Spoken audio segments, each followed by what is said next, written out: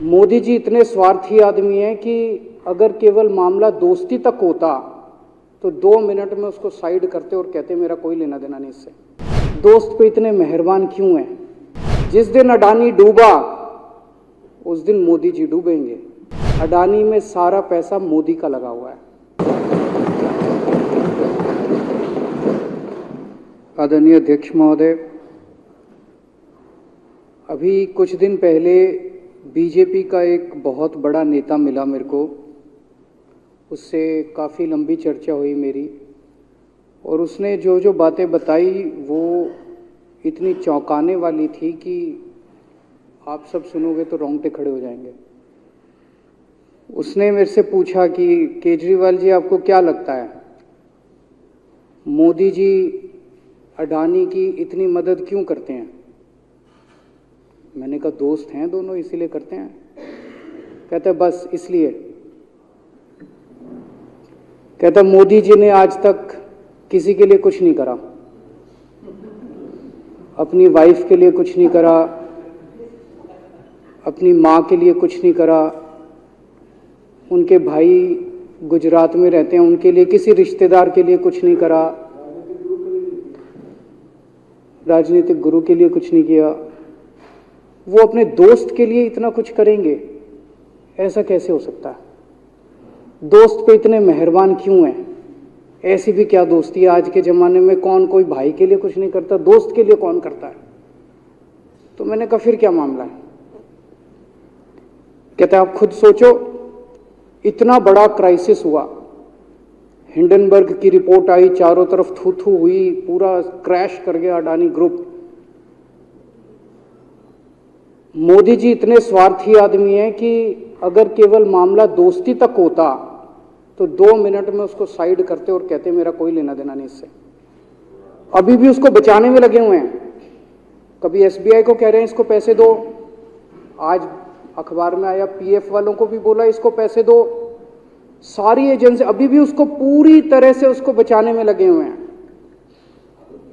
तो मैं भी अचंभे में रह गया कि मामला तो कुछ अलग ही है। क्यों ऐसा भी क्या दोस्त हो गया कि दोस्त डूब रहा है और फिर भी उसको पूरी तरह से इतना बड़ा पॉलिटिशियन है। पॉलिटिशियन के लिए तो परसेप्शन सबसे इंपॉर्टेंट होती है। कोई आसपास वाला अगर कहीं वो तो आदमी कह देता है यार मेरे से मिलना बंद कर दियो कल से, वो उसको अभी भी बचाने में लगे हुए हैं।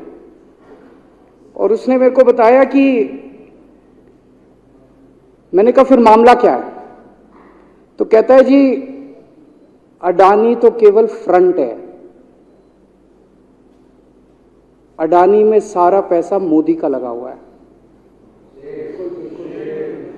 मैंने कहा ये कैसे हो सकता है? ये नहीं हो सकता। कहते हैं अडानी के अंदर सारा पैसा मोदी जी का लगा हुआ है, अडानी केवल फ्रंट है, अडानी तो केवल मोदी जी का पैसा मैनेज करता है, मैनेजर है।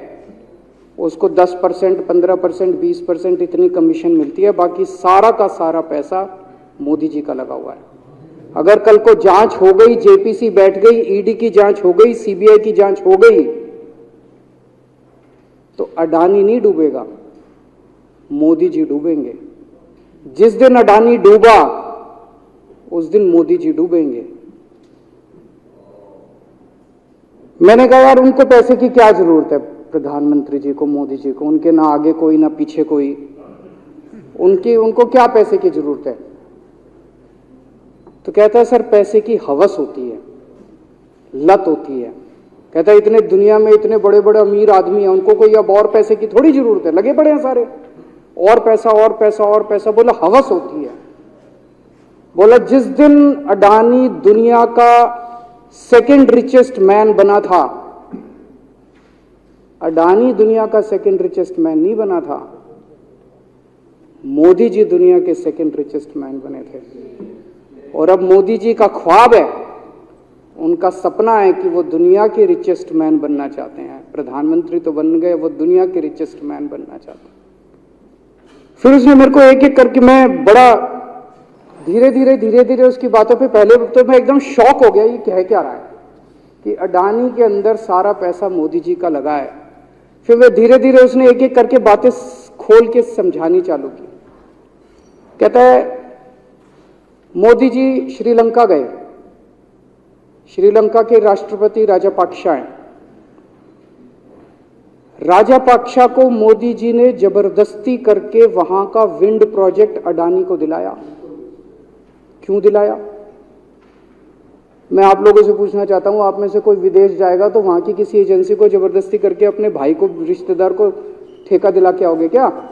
ऐसे कोई करता है क्या? मोदी जी ने जबरदस्ती राजापाक्सा के ऊपर प्रेशर डाल के वहां का विंड प्रोजेक्ट अडानी को दिलाया। अडानी को नहीं दिलाया, खुद लिया वो प्रोजेक्ट। वो मोदी जी का प्रोजेक्ट है, वो अडानी का प्रोजेक्ट नहीं है। और ये बात कैसे निकली? वहां का जो बिजली बोर्ड है श्रीलंका का, जैसे अपने यहाँ स्टैंडिंग कमेटी है असेंबली की, पार्लियामेंट की स्टैंडिंग कमेटी है, वैसे उनकी भी पार्लियामेंट की स्टैंडिंग कमेटी होती है। तो वहां पे पार्लियामेंट की, श्रीलंका की पार्लियामेंट की स्टैंडिंग कमेटी ने जब उनके बिजली बोर्ड के चेयरमैन को बुलाया और बोले तूने ये प्रोजेक्ट अडानी को क्यों दिया, तो उसने कहा जी राजापाक्सा साहब ने मेरे को बुलाया था, उन्होंने कहा मोदी जी मेरे पे बहुत प्रेशर डाल रहे हैं कि ये प्रोजेक्ट अडानी को दो। मोदी जी बांग्लादेश गए, बांग्लादेश वालों को बिजली खरीदनी थी, 1500 मेगावाट बिजली 25 साल के लिए। मोदी जी ने वो प्रोजेक्ट भी अडानी जी को दिला दिया। अडानी को नहीं दिलाया, मोदी जी ने वो प्रोजेक्ट खुद लिया। 25 साल तक 1500 मेगावाट बिजली खरीदने का प्रोजेक्ट बांग्लादेश का, वो भी मोदी जी ले आए अपने नाम पे।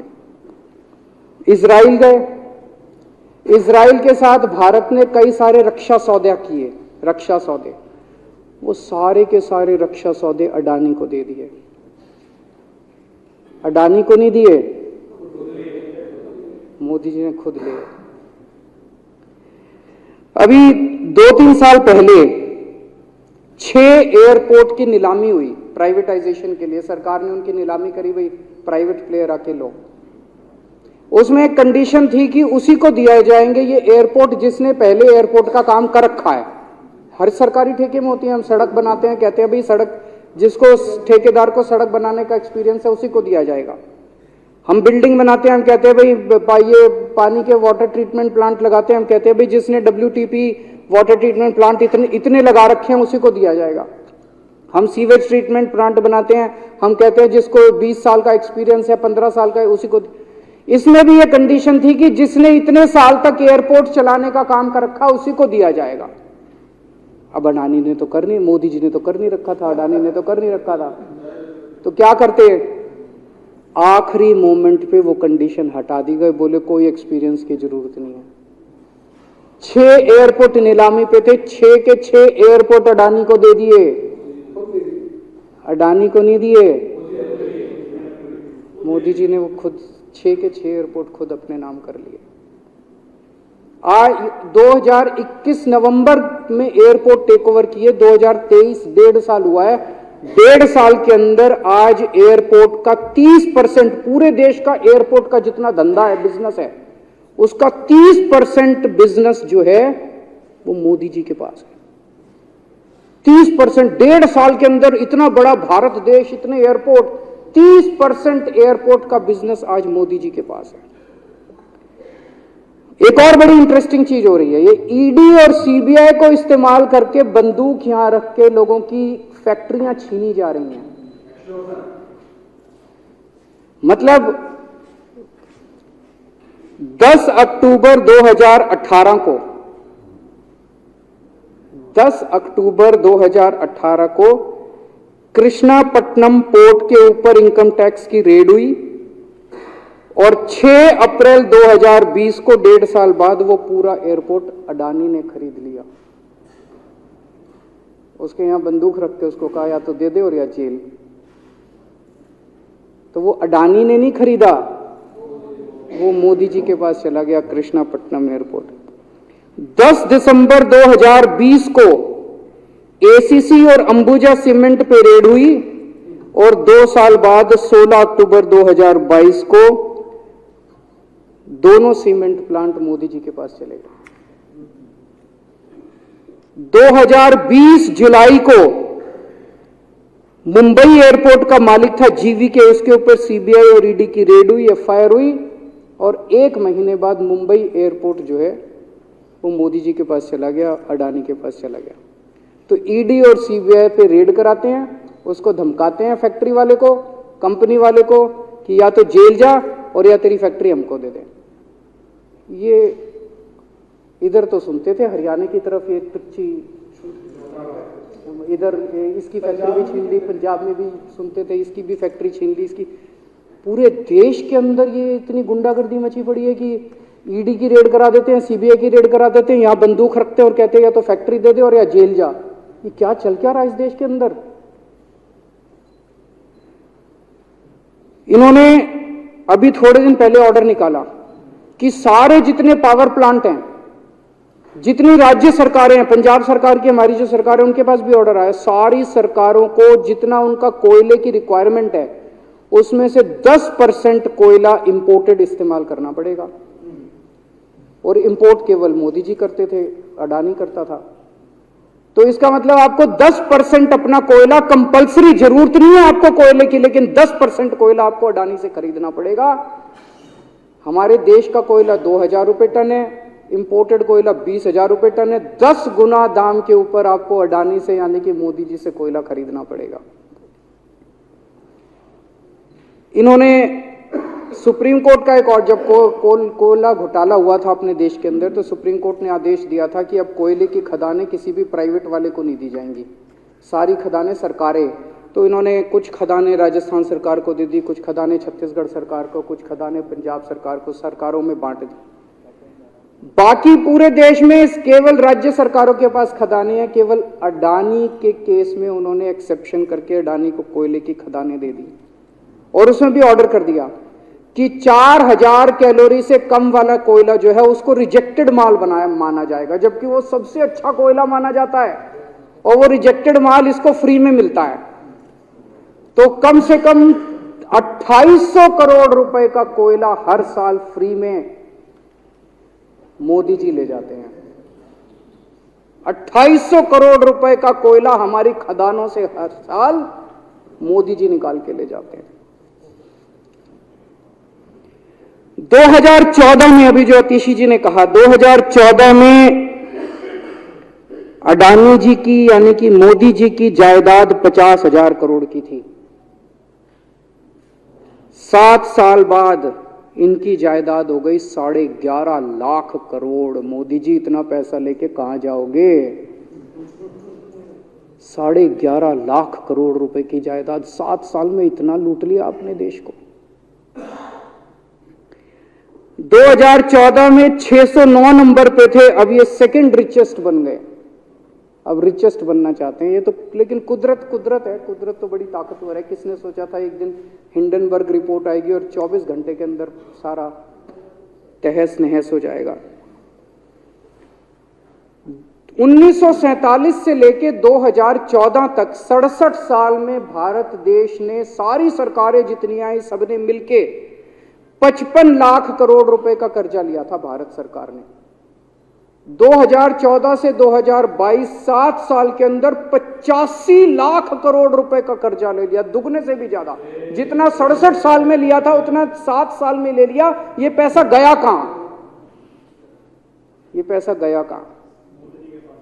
ये सारा इनकी जेब में गया। तो मैं जनता को कहना चाहता हूं, आप तो जीएसटी देते हो, अपने बच्चों का पेट काट के टैक्स देते हो, दूध पे, दही पे, हर चीज पे जीएसटी देते हो। वो जीएसटी का पैसा जाता है जनता की उसमें खजाने में, वहां से वो जाता है अडानी के खजाने में और वहां से वो जाता है मोदी जी के खजाने में। दोनों हाथों से लूट मची हुई है, पूरे देश को लूट रहे हैं प्रधानमंत्री जी, मोदी जी पूरे दोनों हाथों से लूट रहे हैं। कोयला लूट रहे हैं, एयरपोर्ट लूट रहे हैं, सड़कें लूट रहे हैं, बिजली लूट रहे हैं, पानी लूट रहे हैं, कुछ नहीं छोड़ा, सब कुछ लूट रहे हैं। जितना कांग्रेस ने 75 साल में नहीं लूटा, उससे 10 गुना इन्होंने 7 साल के अंदर, 8 साल के अंदर लूट लिया देश को। अडानी का क्या रोल है इसमें? मोदी जी कम पढ़े लिखे हैं, उनको समझ नहीं है कि करना क्या। अडानी आके बताता है पैसा यहां लगा लो, इस देश में चलते हैं, वहां की ये कंपनी खरीद लेते हैं, ईडी को और सीबीआई को इसके पीछे लगा दो। वो सारा मैनेजमेंट करता है, दिमाग उसका, पैसा मोदी जी का। उसके बदले में उसको पता नहीं 10%, 15%, 20% कितनी कमीशन मिलती है, लेकिन दिमाग सारा अडानी का है। और मेरे को ज्यादा चिंता इस बात की है अध्यक्ष महोदय, प्रधानमंत्री जी कम पढ़े लिखे हैं, उनको कम समझ में आता है। लोग आके उनको कुछ ना कुछ कहीं भी जाते हैं या कोई विदेश से आता है, उसके जो भी विदेश से नेता आता है या कहीं जाते हैं तो दो ही कंडीशन होती है। एक तो उसको कहते हैं भाई गले मिल ले तो फोटो खिंचा ले, गले मिल ले फोटो खिंचा ले, पार्क में घूम ले तो वो फोटो खिंचाने के लिए उसको कहा जाता है भाई फोटो खिंचा ले, फोटो खिंचाने के लिए। और दूसरा उसको कहा जाता है भाई अडानी को ये ठेका दे दे, अडानी को ये ठेका दे दे। और कोई किसी कईयों को कहते हैं तारीफ कर दे, कोई आके कुछ नेता आके कहते हैं ना मोदी जी तो दुनिया के सबसे लोकप्रिय नेता है। उसने क्या लेना देना मोदी जी दुनिया के सबसे लोकप्रिय, वो आके क्यों कह रहा है?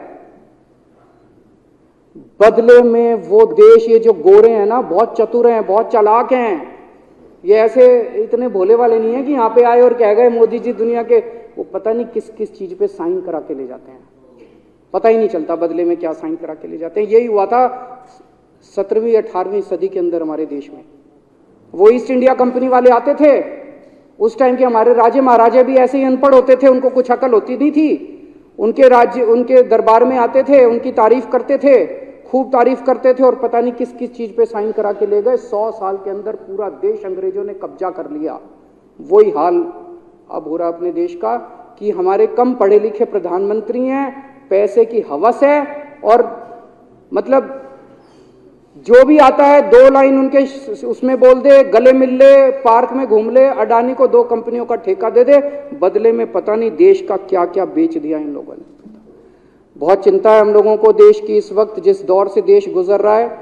मुझे लगता है कि आज़ादी के बाद से सबसे भ्रष्ट प्रधानमंत्री अगर कोई हुए हैं जिन्होंने देश को इतना लूटा है तो वो आज मौजूदा प्रधानमंत्री हैं। और उसके ऊपर कम पढ़े लिखे हैं, उनको कुछ पता नहीं, कोई कुछ भी उनसे साइन करा के ले जाता है, किसी को कुछ पता नहीं चलता। मैं संजीव झा के प्रस्ताव का समर्थन करता हूँ।